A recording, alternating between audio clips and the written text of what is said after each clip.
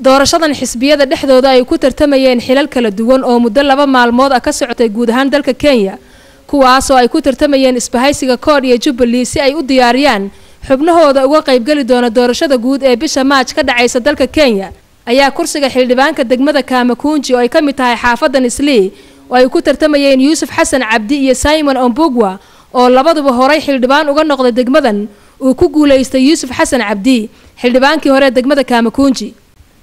xildhibaan Yusuf Xasan oo si weyn looga taageeray degmada Kamakunji Soomaaliduna ay shalay si weyn uga qayb gashay codaynta doorashadaasi si ay codkooda u siiyaan ayaa ku guuleystay 5247 cod halka Simon Ombugwa oo la tartamayay uu ka helay 744 cod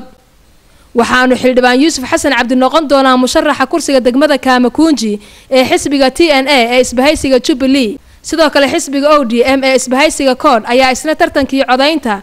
ee isbahaysigaasi waxa ku guuleystay Umar Yusuf iyadoo doorashada guud ay ku tartami doonaan kursigan degmada Kamakunji labaduba guusha Yusuf Xasan Cabdi oo si weyn ay Soomaalidu u sugayeen ayaa markii lagu dhawaaqay kadib waxa warbaahinta uga warbixiyay Maxamed Ismaaciil Shiine oo ahaa u qaybsanihii hore ee arrimaha bulshada xaafadda Islii ee degmada Kamakunji laakiin cilada jirta waxay ahayd xaafadda waxa iska diiwaan gelisay ilaa 2 xaafadda Islii kaligeed goobta Soomaalida ka codeynaysa 25,000 oo cod ayaa iska diiwaan gelisay waan garan kartaa hal goob ay ku codeynayeen maalin dhanna ma codeyn karaan marka waxa keenay in iscariiriga iyo inta dadka badan aysan codeyn waxa keentay halka goob oo laga codeynayo waa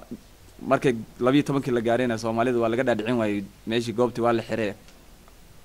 intii aan codeyna iska laabato waxay u maleeyeen in kurahooda iyo waxooda la qaldayo Yusuf la rido la rabo markii dambe waxay qasabtay inay askartii timaado ay tiya gas iyo bud la dhacaan dad qaar ku dhaawacmaan ku dhaawacmaan waxaan leeyahay Ilaahay caafiyo sidoo ugu dhaqsiyaha badan doorashadii shalayna si fiican ay u dhacday xaafadda guud ahaan xaafadana waxaa laga codeynayay Kamakunji oo dhan 6 goobood 6 gooboodna waan ugu horeynay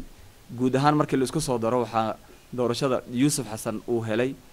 5247 cod ninkii nagu xigay oo Simon Ombugwa oo xildhibaan xaafadda hore ugu ahaan jirina wuxuu helay 744 taas waxay cadeynaysaa inaan guul aad u weyn ugu gaarnay dadweynaha si fiican ugu soo baxeen Soomaali kaliya guud ahaan dadweynaha ku dhaqan degmada Kamakunji taasna waan ugu hambalyeynaa waxaan idinka codsanaynaa bisha 3aad 4teed doorashada guud dhacayso waxaana ku tartami doona Yusuf Xasan iyo Umar Yusuf wiil kale Soomaali ah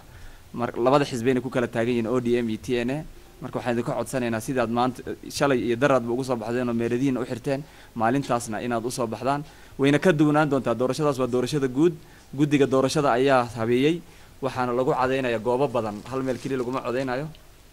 waxa kale halkan ka cadeynaya inaan shahaadadii haysano TNA-da waana tana wixii maanta ka dambeeyay Yusuf Xasan ayaa ah musharaxa xisbiga TNA xisbiga uu ku taagan